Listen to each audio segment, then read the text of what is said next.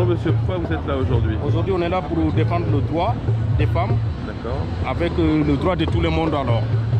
C'est que si tu as vu, nous on est là, c'est grâce à la CGT. On est là pour les gens qui travaillent, les airs, les femmes. Il y en a des plupart qui travaillent temps partiel. C'est pour cela qu'on est là pour défendre eux. Pourquoi il y a du maltraitement avec les personnes, certaines personnes? Au niveau de la préfecture, on n'entend pas, mais il y a des maltraitements. D'accord. Ouais, parce que on a demandé le patron de donner plus d'heures des femmes. Oui. Voilà. Parce que c'est très compliqué pour les femmes, quoi. Parce que c'est compliqué? Parce que c'est rarement qu'eux, ils travaillent pour temps plein.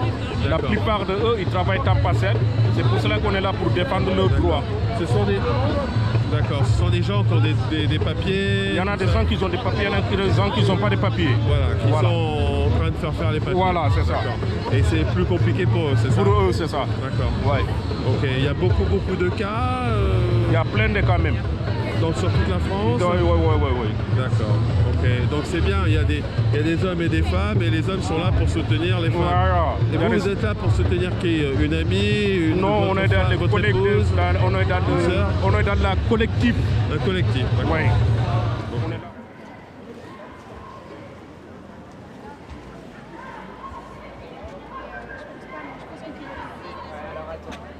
On refait une ligne.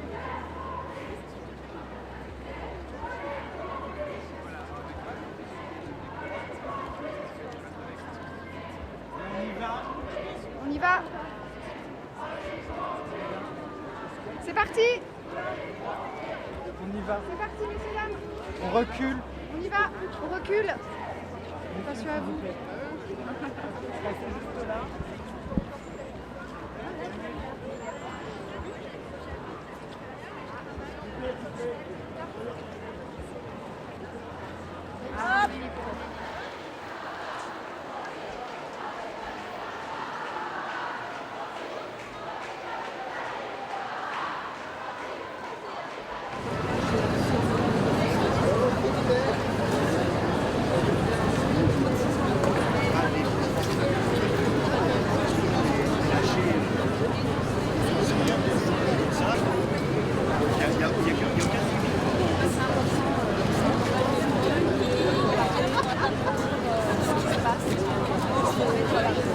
C'est important d'être là aujourd'hui.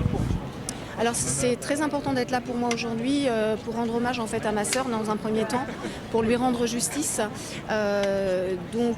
Au vu justement des nombreux dysfonctionnements que son enquête, avec l'enquête en fait, avec ce qui s'est passé, en fait aujourd'hui nous n'avons toujours pas de réponse claire sur le mécanisme du décès.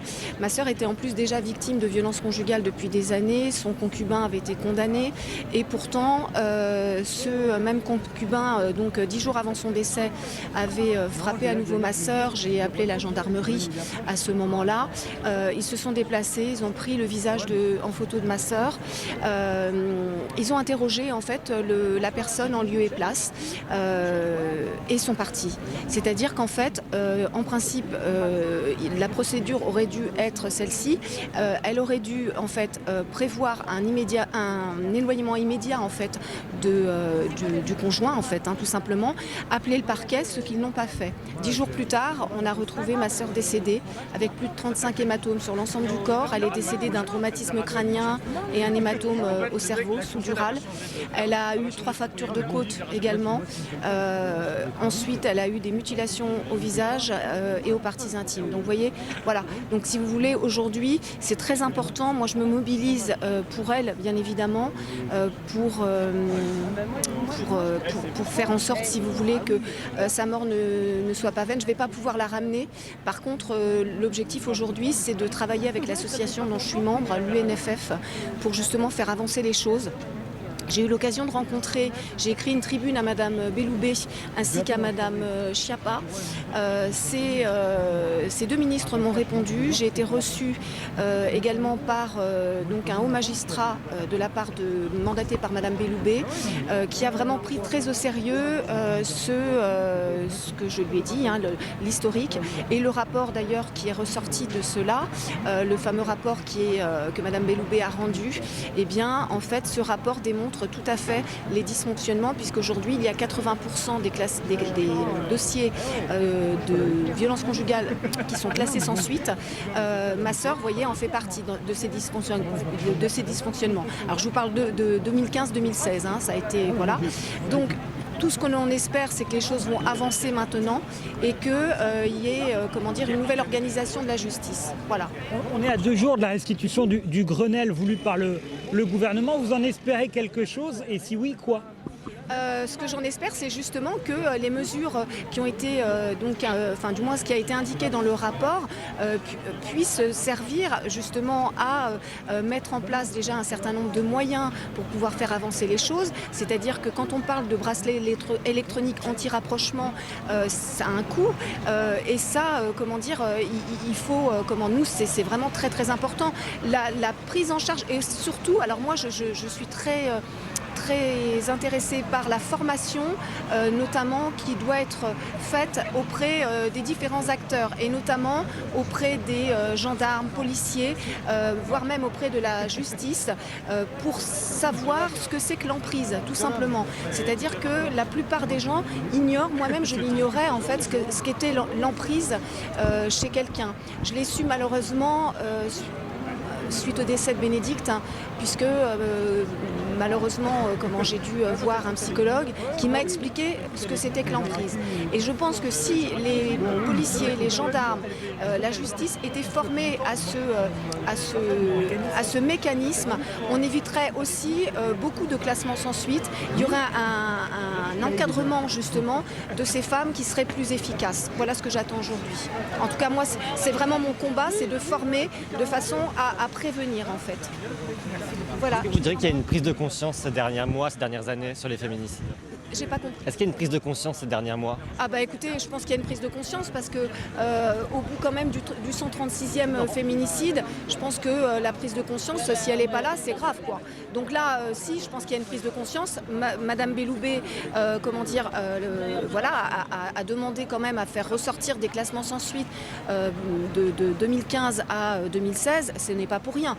Donc je pense que la prise de conscience est là. Maintenant, nous, on attend des actes, tout simplement. Voilà, c'est les actes que nous attendons.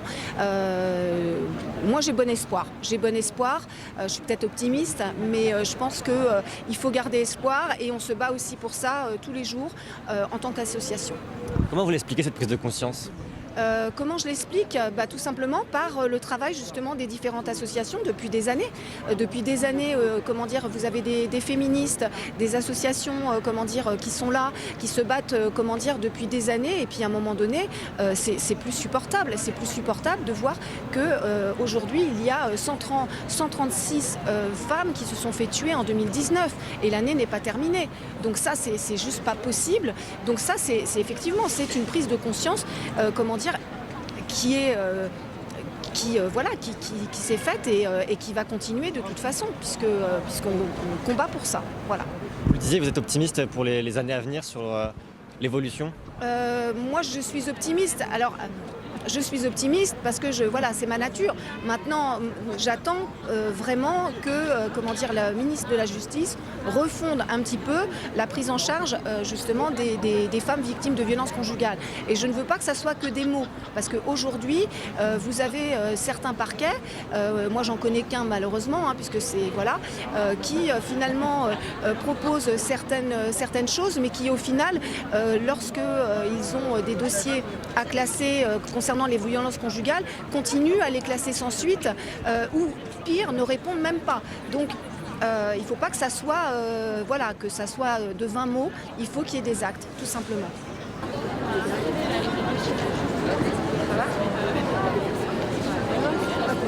Noël Agossa, pourquoi c'est important d'être ici pour vous ?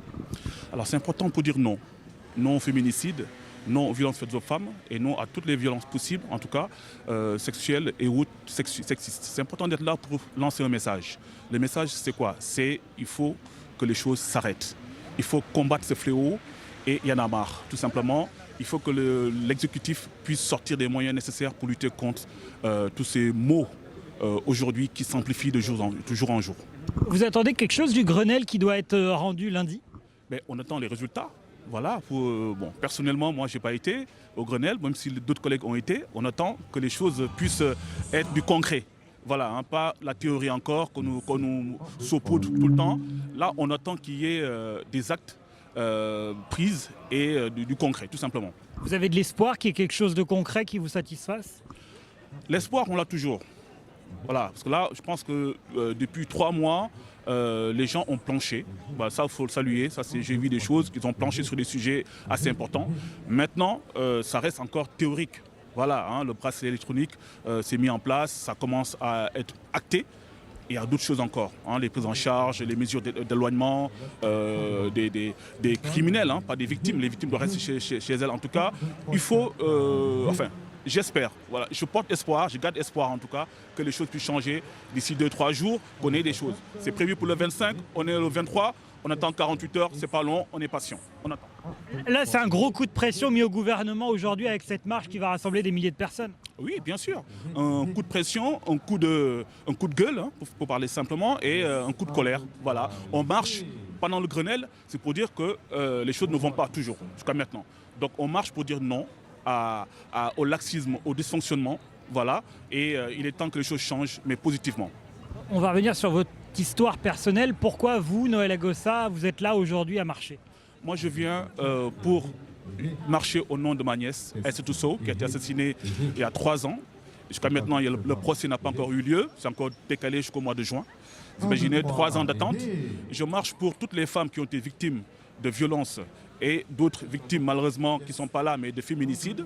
Voilà. Et je marche pour aussi que les hommes, parce qu'il faut parler aux hommes, je le dis souvent, il faut que les hommes soient aussi présents dans cette marche-là pour dire aux autres hommes, tous les hommes ne sont pas des sauvages, tous les hommes ne sont pas des violents naturellement. On peut aussi ensemble combattre ce fléau. Je marche pour ça, je marche pour toutes ces femmes aussi qui sont parties, qui sont présentes, qui luttent et qui lutteront jusqu'au bout. Si on peut très rapidement expliquer le contexte dans lequel votre nièce a été tuée. Ma nièce avait 21 ans et son ex-compagnon avait 20 ans. Ils se sont rencontrés au collège à l'âge de 15-16 ans, vous imaginez. Donc ma nièce est tombée sur un garçon avec qui ils étaient en couple 1 an auparavant. Et au bout de la séparation, 1 an après, il n'a pas su accepter cela. Et des menaces, des harcèlements, des coups, voilà, des choses qu'on n'a pas vues tout de suite. Et un jour, il a attendu en bas de son bâtiment de ma nièce, et il a frappé violemment, sauvagement. Et ma nièce est tombée dans le coma, et 6 semaines après, elle est décédée.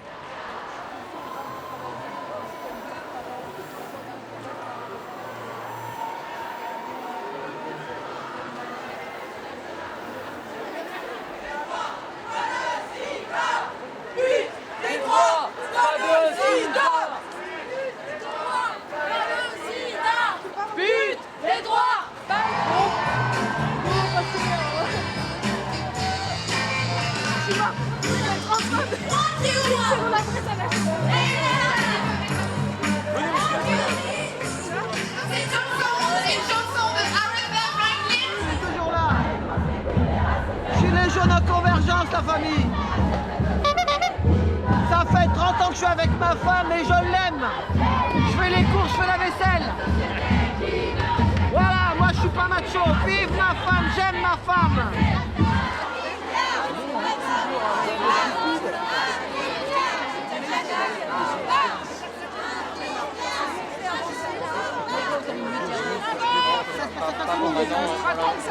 Une de plus. Pas une de plus. Solidarité avec les femmes du monde entier. Solidarité avec les femmes du monde entier. Solidarité avec les femmes du monde entier.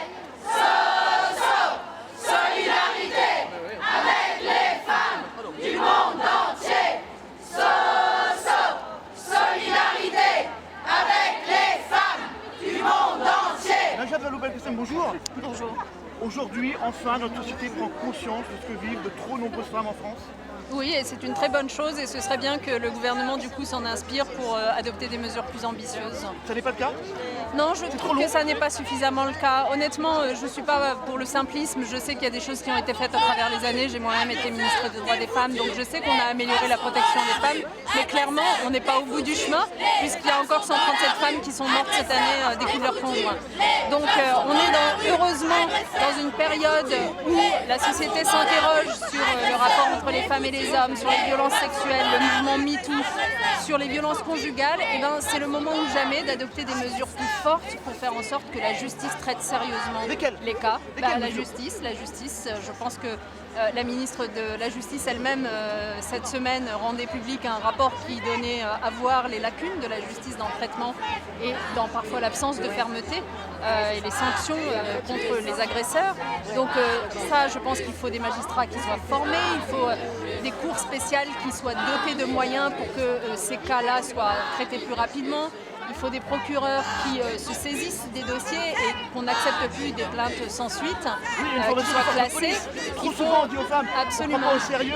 Une femme disait on prend plus au sérieux un vol de téléphone qu'une agression. C'est le cas encore aujourd'hui? Malheureusement, je crois que c'est vrai. D'ailleurs, moi, c'est ce qui m'a toujours frappée, c'est que dans notre société, on trouve plus grave une agression commise contre un inconnu dans la rue qu'une agression répétée commise à domicile d'un concubin ou d'un mari sur sa femme. Et pourtant, Dieu sait que la violence est parfois bien supérieure quand c'est à domicile et à l'abri des regards. Et donc, en fait, il faut que notre société tout entière cesse de sous-estimer la gravité de ces violences et cesse finalement d'y accorder aussi peu de priorité politique. Ça doit devenir une priorité politique parmi les plus importantes de notre pays. Et donc c'est la raison pour laquelle on a besoin du gouvernement pour cela, parce qu'on a besoin de former, comme vous le dites, les professionnels, mais aussi on a besoin de moyens pour assister psychologiquement les femmes et les enfants, on a besoin de moyens pour ouvrir de nouveaux hébergements d'urgence, on a besoin surtout que les lois qui ont été adoptées, car il y en a eu quand même beaucoup, se fassent appliquer réellement, respecter.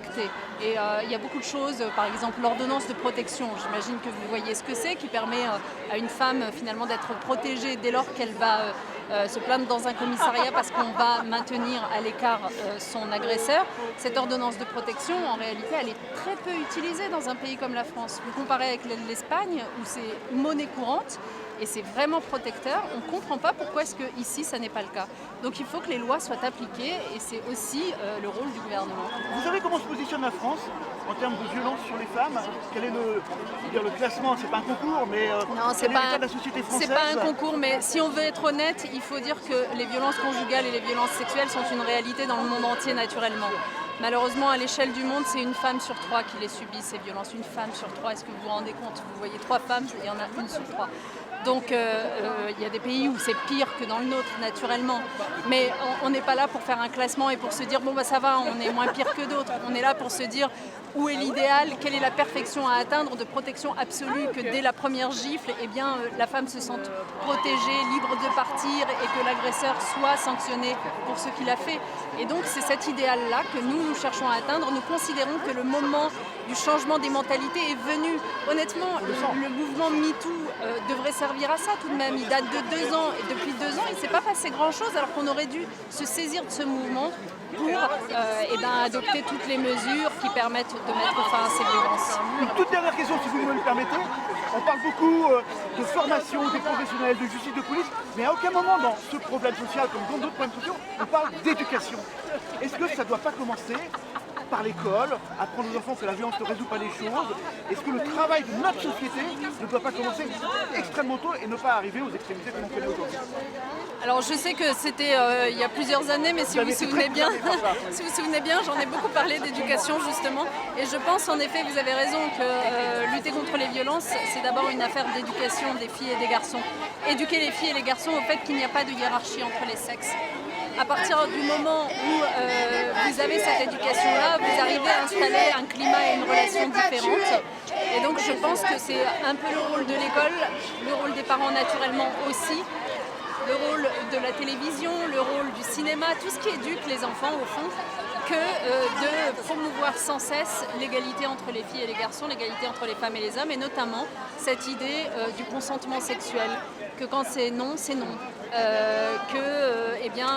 y a une dignité du corps des femmes qui fait que c'est à elles finalement de le prendre en charge et pas à d'autres. Voilà, donc ces idées-là, il faut en effet les apprendre aux enfants.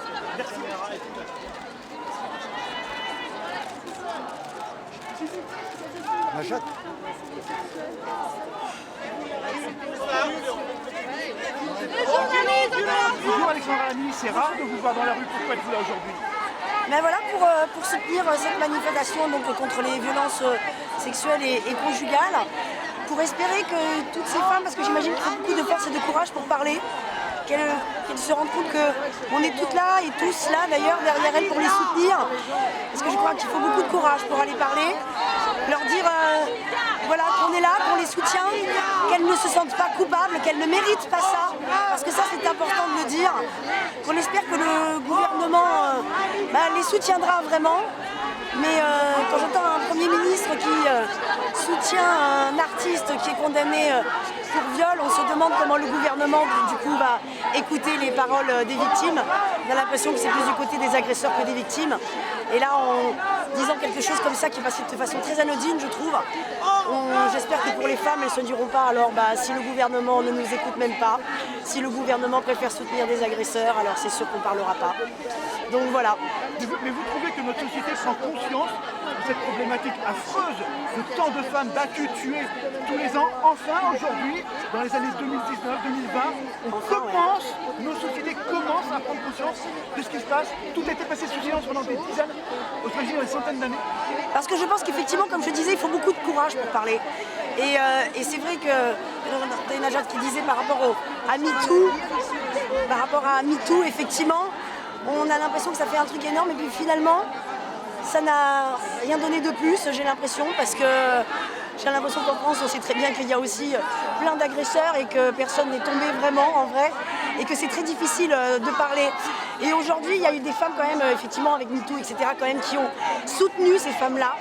Alors c'est vrai que parfois, on se dit ouais, c'est beaucoup, mais en fait, il faut ça pour aider ces femmes à parler parce que c'est très difficile, ça fait longtemps que ça existe. Et qu'enfin des femmes commencent à parler, donc justement maintenant qu'elles prennent un peu la parole, et elles sont malheureusement que peu nombreuses, il faut absolument les soutenir. Nous, Français, nous tous, et puis aussi surtout le gouvernement, quoi, qui prennent le relais et qui leur écoutent et qui leur donnent effectivement les moyens surtout d'être écoutés, d'être accueillis, soutenus, et on arrête. Merci beaucoup. Police complice, France assassinée, police complice, France assassinée, État complice, France assassinée, État complice, France assassinée, État complice, France assassinée, État complice, France assassinée, État complice, France assassinée, État complice.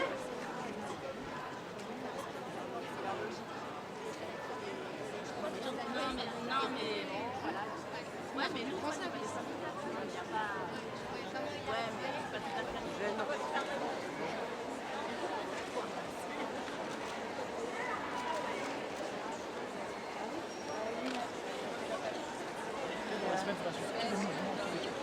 Ça va être chaud. Il va y avoir vachement de...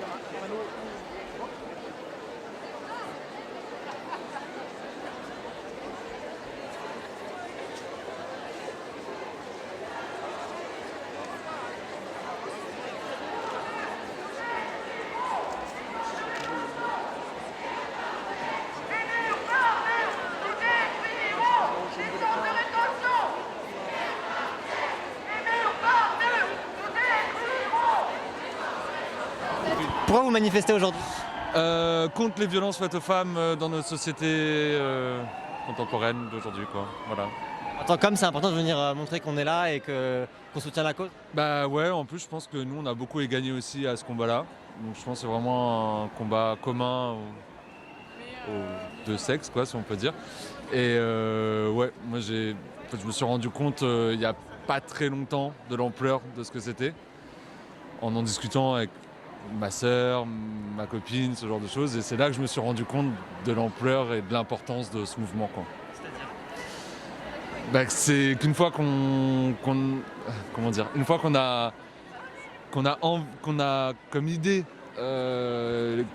d'égalité entre les sexes, en fait, on se rend compte qu'à tous les niveaux de la société, de nos relations sociales, il y a tellement d'exemples à donner que moi, j'ai halluciné, quoi. Et à chaque fois, j'hallucine un peu plus. Et du coup, je pense que c'est important de changer ça, quoi. Comment vous expliquez que on est à ce niveau-là, qu'il y a des violences, enfin comment vous expliquez tout ça? Je dirais que j'ai pas toutes les explications, mais je pense que c'est culturel, c'est quelque chose qu'on a traîné depuis des centaines, voire des milliers d'années, et je sais pas, peut-être une histoire de rapport de force qu'on veut pas inverser. J'avoue que j'ai du mal à voir qui gagne son compte à ça, en vrai. J'ai un peu du mal, à part peut-être quelques mecs ou quelques personnes qui en profitent, mais même ça, j'ai du mal à voir à qui ça profite, en fait. Donc j'avoue que c'est un peu obscur pour moi, l'origine de ce truc-là. Surtout, il n'y a aucune raison apparente de le faire. Donc je sais pas trop répondre à cette question, j'avoue. Venir ici manifester aujourd'hui, c'est quoi le message que vous avez à faire passer? C'est montrer qu'on est solidaire déjà avec les victimes, premièrement, et qu'on veut pas que ça continue, que ça se reproduise, et puis faire changer les mentalités, quoi. Je pense que c'est déjà en route, c'est déjà en train de se faire, beaucoup. Moi, je le vois rien qu'au boulot. Avant, on entendait des blagues. Après, il y a les mecs qui disent « Oh, on peut plus rien dire » et maintenant, ils se taisent. Donc, c'est pas mal. Donc, je trouve qu'il y a quand même un changement qui est en train de se faire. Donc, ça va prendre peut-être un peu plus de temps que ce qu'on aimerait. Mais voilà, moi, c'est aussi pour soutenir ce changement-là qui va se faire dans notre société. Donc, c'est ce qui est en train de se faire en ce moment, clairement. On peut voir, là, il y a plein de jeunes. Il y a beaucoup de jeunes, donc c'est vachement cool. Et ça va se faire assez rapidement, j'espère. Voilà. Une prise de conscience ces derniers temps dans la société? Ouais. Moi, je pense que depuis MeToo, il y a eu un vrai truc. Moi, c'est-à-dire qu'avant, j'entendais parler de féminisme. Quand j'étais un peu plus jeune, ça me parlait, mais je comprenais pas trop. Et je pense sincèrement, depuis MeToo et peut-être 2-3 ans, je commence un peu à vraiment beaucoup plus en parler et j'ai compris énormément de choses, en fait. Donc oui, pour moi, il y a un vrai changement, et à tous les niveaux, parce que même si j'en parle avec des personnes plus âgées, genre mes parents et tout, même eux, ils ont conscience des changements qui sont en train de se faire. Donc pour moi, il y a un vrai changement radical qui est en train de se produire dans nos sociétés, quoi. Les années à venir, vous êtes optimiste pour la suite, Ouais. sur le changement de mentalité, sur les féminicides, sur tout ça, vous êtes optimiste pour... Ouais. Alors j'espère que ça va... En fait, moi je suis optimiste parce que j'imagine que j'en parle avec des gens qui sont déjà sensibilisés, mais je me rends pas compte qu'il y a en fait peut-être encore beaucoup de gens à convaincre. Mais surtout, ce qu'il faut, c'est des changements d'action publique. Genre, il faut que la loi change. Il faut qu'on soutienne publiquement les femmes, que ce soit l'État, et ça passe par l'État, en fait.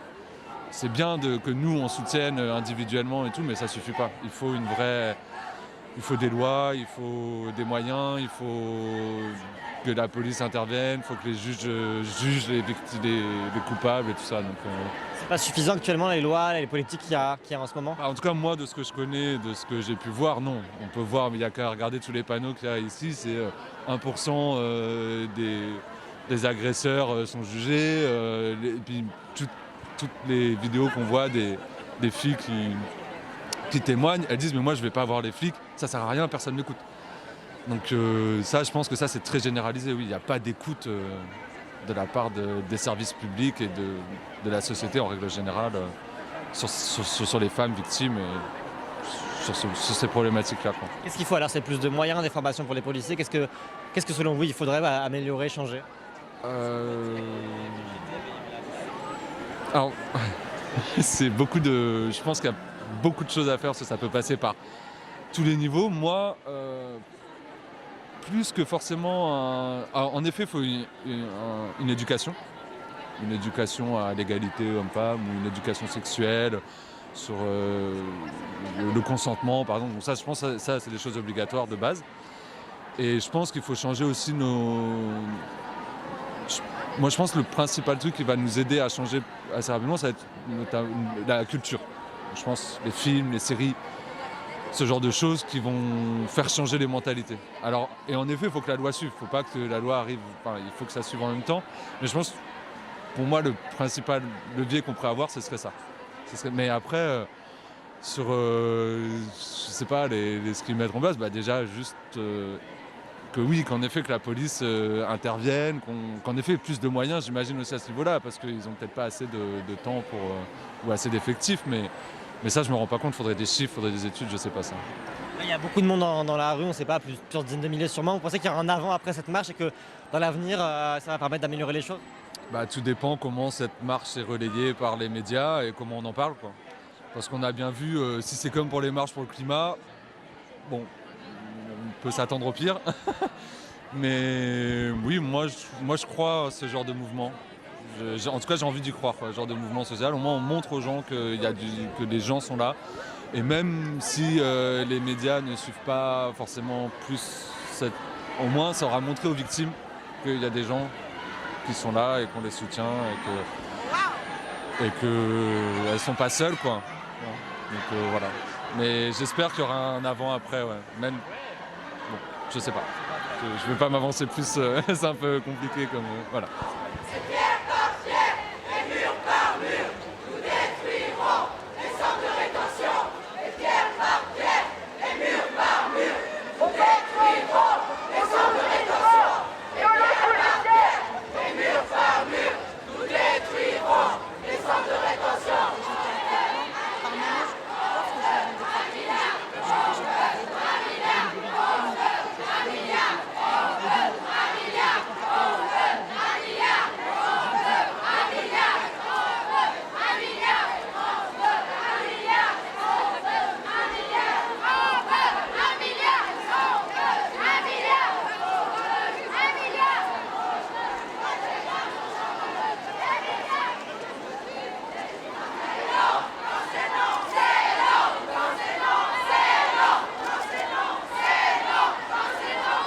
Capable.